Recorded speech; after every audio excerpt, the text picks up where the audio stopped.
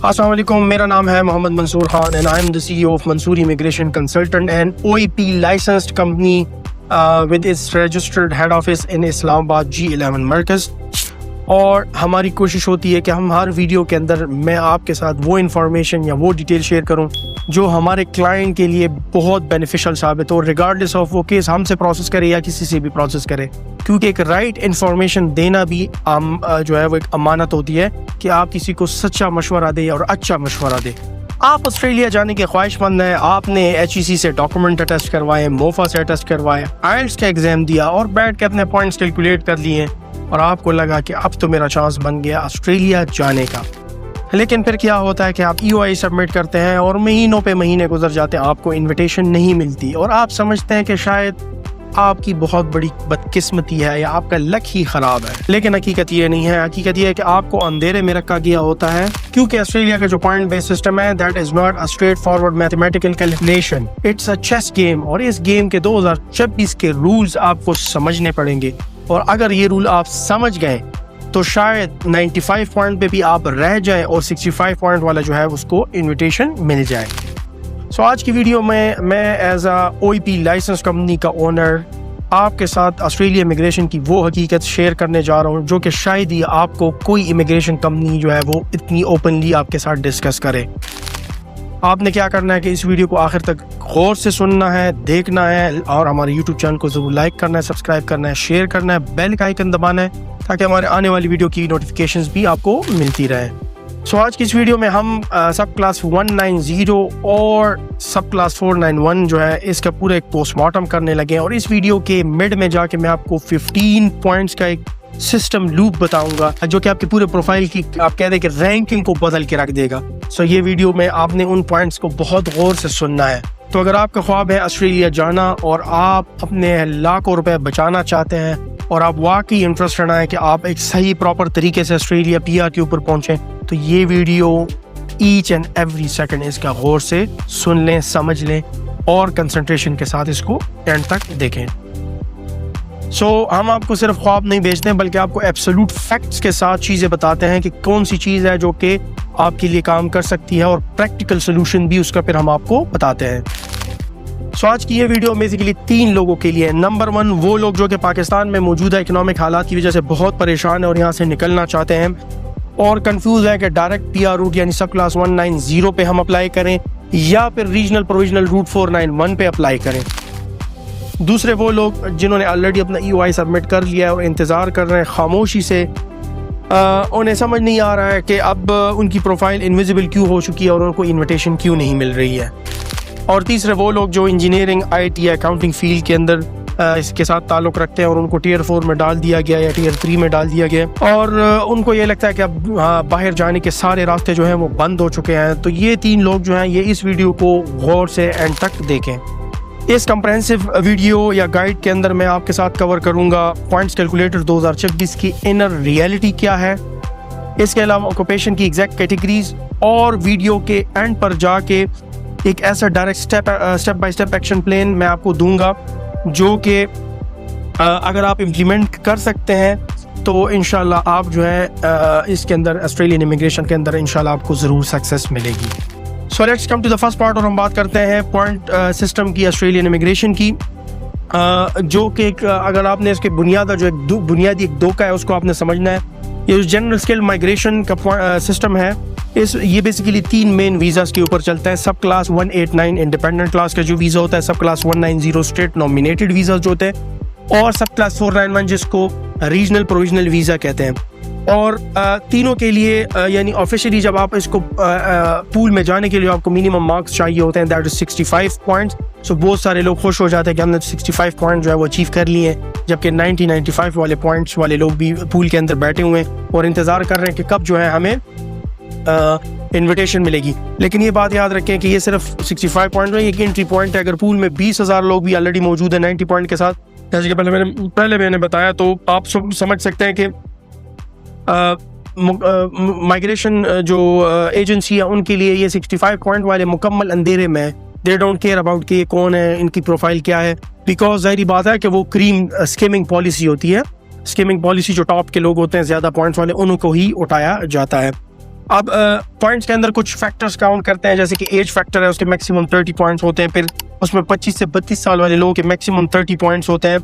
इस तरह फिर जो सेकंड कैटेगरी होती है लैंग्वेज बैटल होता है, जो आइल्स वगैरह या पीटी होते हैं उसके स्कोर की बात की जाए तो उसमें कॉम्पिटेंट इंग्लिश जो है उसके 6 बैंड है, दैट विल नॉट वर्क। 7 वालों का भी जो प्रोफिशिएंट इंग्लिश है उसका भी नहीं काम करेगा। सुपीरियर इंग्लिश यानी आपको आइल्स में 8 बैंड ईच चाहिए और पीटी में आपको 79 स्कोर चाहिए ताकि आप 20 पॉइंट्स मैक्सिमम इसके अंदर हासिल कर सकें। इस तरह से स्किल्ड वर्क एक्सपीरियंस जो कंबाइंड कैप है दैट इज 20 पॉइंट्स, और जिसमें ओवरसीज एक्सपीरियंस जो है वो आपका, अगर आपके 3 साल या 3 साल प्लस एक्सपीरियंस है 10 पॉइंट है, 5 साल वालों के लिए 15 पॉइंट, और इस तरह 8 साल वालों के लिए या प्लस के लिए 8 साल प्लस वालों के लिए रेलिवेंट एक्सपीरियंस वालों के लिए 20 पॉइंट्स होते हैं। फिर ऑस्ट्रेलियन वर्क एक्सपीरियंस जो होता है वो सेम मैट्रिक्स को वो भी फॉलो करता है, और दोनों का टोटल मिला के भी अगर आपका ऑस्ट्रेलियन और पाकिस्तान दोनों का भी एक्सपीरियंस होगा तो मैक्सिमम जो आपको पॉइंट्स अलॉट होंगे वो 20 ही अलॉट होंगे, 20 से ज़्यादा नहीं अलॉट हो सकते। इस तरह फिर एजुकेशन और इसके साथ साथ एक पार्टनर का हिडन बूस्टर रूट भी होता है। सो एजुकेशन के जो नॉर्मली बैचलर्स हैं, बैचलर्स डिग्री या मास्टर वालों के 15 पॉइंट्स होते हैं, और पीएचडी वालों को जो है 20 पॉइंट मैक्सिमम अलॉट होते हैं। फिर एक होती है द कम्युनिटी लैंग्वेज जिसको हम नाटी कहते हैं, नाटी CCL यानी NAATI, और अगर आप उर्दू पंजाबी या पश्तो में नाटी सर्टिफिकेशन क्लियर करते हैं तो फ्री के 5 पॉइंट आपके पोर्टफोलियो में मजीद उसकी वजह से ऐड हो जाते हैं। पार्टनर स्किल मैट्रिक्स के अंदर ये होता है कि अगर आप मैरिड हैं और आपका स्पाउस क्वालिफाइड है और उनकी स्किल असेसमेंट भी पॉजिटिव आ गई है तो 10 पॉइंट आपको उसके मिलेंगे। इस तरह पर अगर उनकी इंग्लिश अच्छी है तो उसके 5 पॉइंट्स आपको एक्स्ट्रा मिल जाते हैं। और अनमैरिड लोगों का ये होता है कि उनको सिस्टम ऑटोमेटिकली 10 पॉइंट्स एक्स्ट्रा दे देता है। आई डोंट नो कि क्यों, but there is no logic कि मुझे जो समझ आ रही है। सो अगर आप एक टिपिकल पाकिस्तानी इंजीनियर के केस हम देखें कि जिसकी एज 29 है, 30 पॉइंट हो गए, बैचलर है 15 पॉइंट हो गए, 45 हो गए, 5 साल का एक्सपीरियंस है 15 पॉइंट हो गए, 60 पॉइंट्स हो गए, आइल्स 7 बैंड है तो 10 पॉइंट तकरीबन 70 पॉइंट्स ये टोटल उसके बन गए। अब वो EOI जमा करा सकता है, पूल में चला जाएगा, लेकिन अब उसको इन्विटेशन आएगी नहीं आएगी, that all depend on the strategy. Now coming to the part 2 the immigration war, जिसके अंदर हम आपने ये वीडियो अब ये वाला पार्ट बड़ा ध्यान से सुनना है। यहाँ से आपका रास्ता हम बदलेंगे कि हम गाइड करेंगे कैसे हम आपको 190 या 491 का जो आमने सामने मुकाबला होगा वो हम आपके सामने करने जा रहे हैं कि इसके अंदर क्या बेनिफिट्स हैं, कौन से वाला आप ऑप्ट करना चाहिए। देखिए सब क्लास 190 जो है जिसको डायरेक्ट परमानेंट रेजिडेंसी रूट कहा जाता है, ये स्टेट नॉमिनेशन वीज़ा कहलाता है, और जिस दिन आपका ये अप्रूव हो जाए उस दिन से ही आपका जो है आप समझे कि आप परमानेंट रेजिडेंट बन गए पाकिस्तान में बैठे बैठे ऑस्ट्रेलिया के। सो बेसिकली जब ये आपका EOI आप सबमिट करते हैं सो स्टेट आपको ऑटोमेटिकली 5 पॉइंट दे देती है। अगर आपके 70 बन गए तो 5 आपकी ऑटोमेटिकली ऐड हो जाते हैं, आपके पॉइंट 75 पूल में आते हैं। और वीज़ा मिलने के बाद जो पहले 2 साल होते हैं आप उसी नॉमिनेटिंग स्टेट के अंदर आपको रहना पड़ता है और काम करना पड़ता है लीगल तौर पे। और 2026 की अगर रियलिटी की हम बात करें इसके हवाले से, सो ये हाइपर कम्पिटिटिव हो चुका है क्योंकि हेल्थ केयर इंजीनियरिंग में तकरीबन 75 से 85 पॉइंट पर आपको जो है सिलेक्शन बहुत मुश्किल से मिल रही है, और अगर आप IT अकाउंटिंग में से हैं तो फिर तो आपको एटलीस्ट 95 प्लस स्कोर चाहिए कि आप इसके लिए इन्विटेशन आप इसकी हासिल कर सकें। और अगर हम बात करें सब क्लास 491 रीजनल प्रोविजनल वीज़ा की, सो ये बेसिकली 5 साल का एक प्रोविजनल वीज़ा होता है जो कि डिफरेंट रीजन है ऑस्ट्रेलिया के अंदर, और वो रीजन जो है वो अपनी सिलेक्शन करते हैं और वो आपको ये इन्विटेशन देते हैं। और यही पे छुपा है हमारा सारा सीक्रेट 15 पॉइंट्स का जो एक लूप होल जो मैंने आपको वीडियो के स्टार्ट में बताया, और वो 15 पॉइंट मैं अभी आपको बताने लगा हूँ। ये अब आप ये 15 पॉइंट्स अपने साथ नोट करेंगे और मैं आपको 1 बाय 1 उसके अंदर फिर आगे जाके डिटेल भी उसकी बताता जाऊँगा। सो ये गेम चेंजर है ये वाला 491 वीज़ा जो है, क्योंकि इसके अंदर आपको डायरेक्ट 15 पॉइंट एक्स्ट्रा ऐड हो जाते हैं। आपके 70 पॉइंट्स थे, 15 आपको वैसे ही वो रीजन दे देते हैं तो आपके 85 पॉइंट हो गए।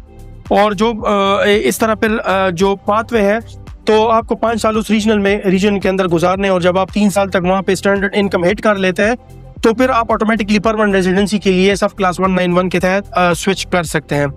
सो सबसे बड़ा झूठ जो पाकिस्तानी एजेंट बोलते हैं कि रीजन का मतलब ये कि आप किसी जंगल में या किसी वीरान जगह में जाके आपको जो है वहाँ पे रखा जाएगा और आप वहाँ पे फैसिलिटीज़ नहीं होती, एमिनिटीज़ नहीं होती, कंप्लीटली गलत है। मैं आपको बताऊँ जो इस रीजन के अंदर पर्थ, एडिलेड, गोल्ड कोस्ट, फिर कैनबेरा, वोलोंगोंग जैसे टॉप टियर और highly develop industrial hub region जो है वो भी इसके अंदर आते हैं रीजनल प्रोविजनल वीज़ा के अंदर, जहाँ पे प्रॉपर कॉर्पोरेट ऑफिस है, बेहतरीन पाकिस्तानी कम्युनिटी है, टॉप की यूनिवर्सिटी एंड हॉस्पिटल्स होते हैं। सो डेफिनेटली इट्स नॉट हमारी मुल्कों की तरह वो लोग तब भी एक इलाके को आबाद करते हैं तो वहाँ पे तमाम एमिनिटीज फैसिलिटीज़ भी साथ साथ प्रोवाइड करते हैं।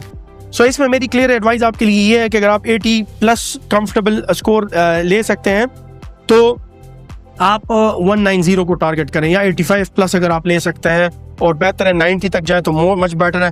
लेकिन अगर आपका स्कोर 65 से 75 के अंदर है तो आपको एडिशनल 15 पॉइंट्स ऑटोमेटिकली मिल जाते हैं। Then you should go for the regional provisional visa. अब हम आते हैं इस वीडियो के थर्ड पार्ट की तरफ, the skill select matrix and tie breaker secret की तरफ। सो अब हम आते हैं उस प्रोसेस की तरफ जहाँ पे लोग सबसे ज़्यादा पैसे लगाते हैं और उसकी मिसाल ऐसे ही होती है कि वो अंधेरे में ही तीर चला रहे होते हैं, उन्हें कुछ नहीं पता कि हमने क्या करना है। और इस सिस्टम को कहा जाता है the expression of interest, EOI। लोग समझते हैं कि शायद हमने EOI फाइल करना है और इसके साथ ही हमें जो है ना वीज़ा एप्लीकेशन भी बस फाइल हो जाएगी, हमें जो है ना इन्विटेशन मिल जाएगी। ये याद रखें, it's not a visa application. EOI जो होती है ये बिल्कुल फ्री होती है। ये आपकी तरफ से सिर्फ एक इलेक्ट्रॉनिकली प्रोफाइल को आप समझे कि सबमिट किया जा रहा है एक ऑक्शन के अंदर, ठीक है। सो ये जब फेडरल गवर्नमेंट अपने क्वार्टरली इनविटेशन राउंड चलाता है तो वो देखता है इसके अंदर स्किमिंग कर रहा होता है कि कौन से वो बंदे हैं जो उनको चाहिए होते हैं। सो पहले सिर्फ पॉइंट के बेस पे सिलेक्शन होती थी, अब टीयर्स बन गया, टीयर 1 2 3 4। सो अब वो देखते हैं कि किन लोगों की हमें एक्चुअली जरूरत है, सिर्फ पॉइंट्स के ऊपर डिपेंड नहीं करता। यानी टीयर 1 के अंदर उन्होंने वो लोग डाल दिए जिनकी एक्चुअली इस ऑस्ट्रेलिया को बहुत ज्यादा जरूरत है, जिसमें अगर आप देखें कारपेंटर, इलेक्ट्रीशियन, प्लम्बर, ये लोग ज्यादा आ रहे हैं, ठीक है। सो इट डजंट मैटर कि आपका प्रोफेशन क्या है और आपके पॉइंट्स कितने हैं, सॉरी बल्कि आप ये कह सकते हैं कि इट डजंट मैटर कि आपके पॉइंट्स क्या हैं, आपका प्रोफेशन अब मैटर करता है और उसकी स्कैर्सिटी ऑस्ट्रेलिया के अंदर मैटर करती है। सो टाई ब्रेकर रूल है, हम अगर उसकी बात करें, फर्ज करें कि आप के भी 80 पॉइंट्स है और लाहौर से आप अप्लाई करने वाले एक सॉफ्टवेयर इंजीनियर है। मैं आपको एक मिसाल देता हूँ, सिस्टम आपको चुनेगा या नहीं चुनेगा ये डिपेंड करता है डेट ऑफ इफेक्ट के ऊपर, ठीक है, कुछ और फैक्टर्स के ऊपर भी डिपेंड करता है। फॉर एग्जांपल जिस बंदे ने अपना 80 स्कोर सिस्टम में पहले लॉगिन या अपडेट किया था उसको सीट मिलेगी। यानी अगर दो बंदे हैं उन्होंने दोनों की 80 स्कोर आ गए, अब कौन होगा, अब FIFO रूल अप्लाई होगा, फर्स्ट इन फर्स्ट आउट। जो जिसने पहले अपना सबमिशन किया होगा उसको नॉमिनेशन या इन्विटेशन जो है वो मिल जाएगी। सो लिहाजा इन्विटेशन के जो राउंड्स हैं वो चलते रहते हैं, उसके कट ऑफ स्कोर भी आ रहे होते हैं और उसमें भी आपका प्रोफेशन जो है वो बहुत ज्यादा काम कर रहा होता है। इसके अलावा मैं आपके साथ अभी एक डेटा शेयर कर देता हूँ। जो स्किल ट्रेड्स के अंदर इस टाइम पे सबसे ज्यादा इंस्टेंट सिलेक्शन विंडो चल रही है 65 पॉइंट्स के ऊपर, that is for carpenters, plumbers and electricians. इसके अलावा फिर हेल्थ केयर एंड नर्सिंग वालों का 75 से 85 पॉइंट चल रहा है। कोर इंजीनियरिंग फील्ड का 85 से 90 पॉइंट्स चल रहा है। टीचर या प्राइमरी सेकेंडरी स्कूल या एलिमेंट्री स्कूल या उन टीचर्स के लिए 85 से 100 स्कोर का चल रहा है। ICT सॉफ्टवेयर डेवलपर का 90 से 115 पॉइंट्स का चल रहा है और अकाउंटिंग एंड फाइनेंस वालों का 90 से 110 पॉइंट्स के ऊपर राइट नाउ 2024 के जो लेटेस्ट ड्रॉज है उनके अंदर चल रहा है। Now coming to the part 4 of this video, that is the 2026 target sectors कौन कौन से हैं एंड ऑक्यूपेशंस कौन कौन से हैं। ये बड़ा जरूरी है उन लोगों के लिए समझने के लिए, क्योंकि अब इसमें हम बात करते हैं कि आपके ANZ SCO कोर्स की, ठीक है, कि बेसिकली उसका इसके अंदर क्या रोल होता है। अगर आपका कोर्स सही नहीं है तो जाहिर बात है आपको हाई पॉइंट जो है वो रिक्वायर्ड होंगे, या फिर हाई पॉइंट होने के बावजूद भी आपको इन्विटेशन नहीं मिलेगा। सो हमने जो मार्केट का एक ट्रेंड है उसको हमने 4 कैटेगरीज में डिवाइड किया है, या ऑस्ट्रेलिया के जो नया सिस्टम आया उन्होंने 4 सिस्टम में आप कहते हैं 4 टीयर्स के अंदर डिवाइड किया है। टीयर 1 जो है वो गोल्डन ट्रेड्स हैं जिन्होंने 65 से 75 पॉइंट में भी उनकी ऑटोमेटिकली सिलेक्शन हो रही है, जिसमें ज़्यादातर ब्लू कॉलर ट्रेड्स आ रहे हैं, construction trade, carpentry, plumbing, electrical engineer हैं, वेल्डिंग्स वाले हैं, ठीक है। ये तमाम वो लोग हैं जिनके लिए ऑस्ट्रेलिया के इमिग्रेशन के दरवाजे इस वक्त खुले हैं और उन्हें हाई पॉइंट्स नहीं चाहिए, उन्हें काम करने वाले सिर्फ हाथ चाहिए और इनका कट ऑफ जो है वो बिल्कुल मिनिमम के ऊपर है और उनके इन्विटेशंस भी लगातार मिलती जा रही है। सो इसके अंदर जो टीयर 2 है that is then the high demand priority 75 से 90 पॉइंट्स वाले, जैसे मैंने ऊपर बताया। उसमें हेल्थ केयर प्रोफेशन वाले आते हैं, registered nurses, general practitioner, physiotherapist, और इनका वीज़ा जो है वो प्रोसेस होता है फास्ट ट्रैक के ऊपर। एजुकेशन स्पेशलिस्ट पर primary and early childhood teacher जो है उनकी बहुत डिमांड है। कोर इंजीनियरिंग के अंदर सिविल, स्ट्रक्चर, मैकेनिकल और जियो टेक्निकल इंजीनियर जो है उनकी अभी काफ़ी डिमांड चल रही है। टीयर 3 एंड 4 जो है वो द रेड ओशियन जोन है, जिनको 95 से 115 पॉइंट तक जाना पड़ता है। आईटी, अकाउंटिंग एंड टेक्नोलॉजी वाले, specially software engineer, cyber security, financial analyst, chartered accountants, ACCA, CA, ये लोग जो हैं ये टियर 4 के अंदर है या टियर 3 और 4 के अंदर है। ये लीस्ट उनकी इस टाइम पे रिक्वायरमेंट है, क्योंकि ये ऑलरेडी बहुत ज़्यादा है ऑस्ट्रेलियन मार्केट के अंदर। अब अगर आपका ताल्लुक फॉर एग्जांपल अकाउंटिंग फील्ड से है तो मेरी बात कान खोल कर सुन लें। डायरेक्ट सब क्लास 189 पर अप्लाई करके अपना टाइम और उम्मीद दोनों ज़ाया मत करें। सिर्फ स्टेट नॉमिनेशन जो है वो आपके लिए एक साफ रास्ता है, दैट इज़ 190 या 491 के जरिए खुलेगा, या फिर हमारे चैनल के थ्रू आप एम्प्लॉयर स्पॉन्सर्ड पाथवे जिस तरह 482186 है वो आपके लिए कारआमद साबित हो सकते हैं। Now coming to the part 5 of this video, the state nomination war room. उसके बाद हम करेंगे स्टेट सिलेक्शन में गलती करने का मतलब है साल की मेहनत और पैसा जितना भी आपने लगाया वो सब जो है आपका ज़ाया हो गया। तो चले हमारे इंटरनल डेटाबेस के मुताबिक स्टेटस चेक करते हैं कि ऑफशोर पाकिस्तानी कहाँ हिट करते हैं। ठीक है, तो उसके अंदर अगर मैं आपको बताऊं कुछ वर्किंग मैंने आपके लिए कलेक्ट की है वो मैं आप लोगों से शेयर करता हूँ। New South Wales, Sydney and Victoria, Melbourne के अंदर उधर आपके लिए पाकिस्तानियों के लिए ज़्यादा चांसेस हैं। साउथ ऑस्ट्रेलिया, एडिलेड, इसके ऊपर मैं एक और फर्दर डिटेल वीडियो भी आप लोग के लिए बना दूंगा। फिर वेस्टर्न ऑस्ट्रेलिया, पर्थ के अंदर मैं आपके जो अगली इसके बारे में वीडियो बनाऊंगा दैट विल बी स्पेसिफिकली और गाइडेड केस के अंदर कौन कौन सी जगह हैं जिसके अंदर कौन कौन से लोग किस किस एरिया के अंदर अप्लाई कर सकते हैं। फिर क्वींसलैंड, ब्रिस्बेन जो है वो भी आपके लिए एक फिजिबल रास्ता बन सकता है। और अगर हम मंसूरी एग्जेक्टिव स्ट्रेटजी होती है हमारी, फिर उसके ऊपर हम काम करते हैं। और जो हमारे प्रीमियम क्लाइंट्स होते हैं उसके लिए हम कभी भी एक फाइल के ऊपर या एक EOI के ऊपर हम डिपेंड नहीं करते। हम साइमल्टेनियसली मल्टीपल EOIs अप्लाई कर रहे होते हैं। उनके प्रोफाइल के हिसाब से, उनकी एक्सपीरियंस, एज, डिफरेंट चीज़ों को देख के हम डिफरेंट कैटेगरीज में EOIs उनके अप्लाई करते हैं। और फॉर एग्जांपल एक पोर्टफोलियो हमने 189 का कर लिया, फिर 190 का, फिर इस तरह 491 का। सो जो रास्ता पहले रिस्पॉन्स देगा, इन्विटेशन देगा, आपका जो वीज़ा होता है वो पुल आउट कर लेते हैं। सो ये जो तरीक़ेकार होता है it is a very technical procedure. उसके लिए हमें आपकी एक एक चीज़ को बड़ा गौर से देखना पड़ता है। Now coming to the part 6, the step by step action blueprint जो है डायरेक्ट एक्शन प्लान पर आते हैं, जो आपने कल से ही आप बल्कि शुरू कर सकते हैं इस वीडियो के देखने के बाद ही अगर आप सीरियस हैं। सो उसमें हम जो है ना वो कुछ स्टेप डिस्कस करते हैं कि आपने क्या करना है। सो नंबर 1 जो इसका स्टेप होता है, आप अपनी स्किल असेसमेंट करें, राइट इदारे से करें। उस पर भी मैं आपके लिए वीडियो लेके आ रहा हूँ इंशाल्लाह। आपने हमारे चैनल को सब्सक्राइब करना है। मैं आपको एक एक चीज़ खोल के रखूंगा ताकि आपके पैसे और टाइम ज़ाया ना हो। इंग्लिश बेहतर से बेहतर 8 पॉइंट लें भाई, आपके चांसेस किस्मत खुल जाएगी। बार बार आइल्स दें, 1 दफ़ा दे, 2 दफ़ा दे, 3 दफ़ा दे, 4 दफ़ा दे। उधर लाखों रुपए ज़ाया करने से बेहतर है यहाँ 3-4 दफ़ा आइल्स दे के 8 बैंड स्कोर लें लाजिम। फिर नाटी सर्टिफिकेशन लें, बड़ी ज़रूरी है। इसके अलावा फिर क्योंकि 5 पॉइंट उसके मिल जाते हैं। स्टेप 4 पे फिर आप एक्यूरेट पॉइंट ऑडिट जो है वो आपका करना बड़ा ज़रूरी है। फेक तरीक़ों से इन्फ्लेट ना करें, बल्कि उसमें ये होगा कि आपके अगर आप इन्फ्लेट करके अपने पॉइंट्स को करते हैं तो आपका प्रोफाइल जो है वो परमानेंट रिजेक्शन की तरफ या बैन की तरफ जा सकता है। सो ट्रिपल EOI सबमिशन एक सजेशन होती है हमारी, वो फिर हम करते हैं। एक सोल्यूशन होता है ऐसे 189, 190, 491 की कम्बिनेशन हम नॉर्मली डालते हैं। State registration of interest ROI जो होते हैं वो हम डालते हैं, जो कि स्पेसिफिक पोर्टल्स के थ्रू हम प्रोफाइल क्रिएट करके उनके इंटरनल क्राइटेरिया को हिट करने की कोशिश करते हैं। फिर स्टेप 7 के अंदर हम प्री अरेंज डॉक्यूमेंटेशन जो है वो पहले से सारी चीज़ें आपने तैयार करनी है। क्या क्या चीज़ें हमें चाहिए होते हैं, experience letter, police character certificate, financial document, जो चीज़ें आपकी चाहिए होती हैं। इसके अलावा फिर एक मारा रेगुलेटेड वेरिफिकेशन होती है। इसके अलावा आप लोगों के लिए जो एक इम्पॉर्टेंट चीज़ है वो ये है कि आप किसी भी स्टेप 8 इसमें सबसे इम्पोर्टेंट ये है कि किसी भी एजेंट से काम करें तो कोशिश करेंगे ये देखें कि क्या वो OEP लाइसेंस्ड कंपनी है पाकिस्तान में या नहीं। देखें, बाज़ औक़ात माइग्रेशन एजेंट्स रजिस्ट्रेशन अथॉरिटी, मेरा या मारा जिसको कहते हैं ऑस्ट्रेलिया में, शायद उसके साथ बंदा रजिस्टर्ड नहीं होगा, लेकिन पाकिस्तान आपके अपने मुल्क के अंदर वो बंदा OEP लाइसेंस्ड होना चाहिए ताकि वो आपको जो गाइडेंस दे वो प्रोफेशनल गाइडेंस दे। वी आर अल्हम्दुलिल्लाह इन OEP लाइसेंस्ड कंपनी। मैं जो बात कर रहा हूँ मैं ओन कर रहा हूँ, मैं आपको वो एडवाइस दूंगा। मैंने क्लाइंट काम करना है, मैंने आपसे पैसे लेने, फ्री ऑफ कॉस्ट मैं किसी का भी काम नहीं करता। और जो मेरी फ़ी है वो हाई होती है, मैं पैसे लेता हूँ, लेकिन मैं इंशाल्लाह पैसे लेके आपका काम करूंगा, आपको गाइड करूंगा और वो चीज़ बताऊंगा जो हो सकती है, जो नहीं हो सकती। I don't need your money. मेरे पास लाखों हज़ारों क्लाइंट्स अल्हम्दुलिल्लाह दिन के आते हैं, सो मैं किसी के साथ इस चीज़ के ऊपर ज्यादती नहीं करूंगा।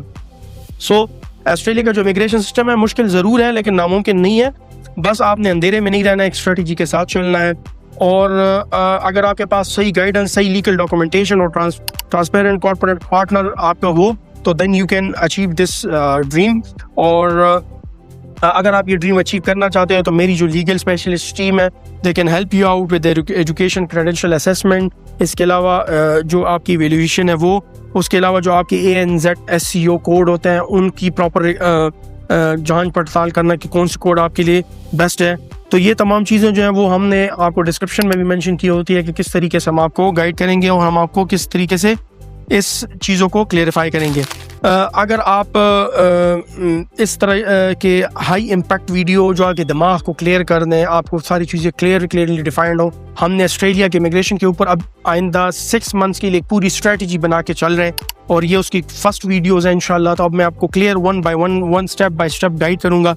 आपने चैनल को ज़रूर फॉलो करना है, सब्सक्राइब करना है, शेयर करना है और इंशाल्लाह अगली कॉर्पोरेट स्ट्रेटजी वीडियो तक के लिए आप इजाज़त दें मंसूर AK मंसूरी को, और इंशाल्लाह नेक्स्ट वीडियो में मैं आपके साथ आऊँगा मज़ीद इंफॉर्मेशन के साथ, ताकि आप लोग बेनिफिट हासिल कर सकें और आप लोग का ऑस्ट्रेलिया का जो ड्रीम है वो मुकम्मल हो जाए। Thank you so much. अल्लाह हाफिज़।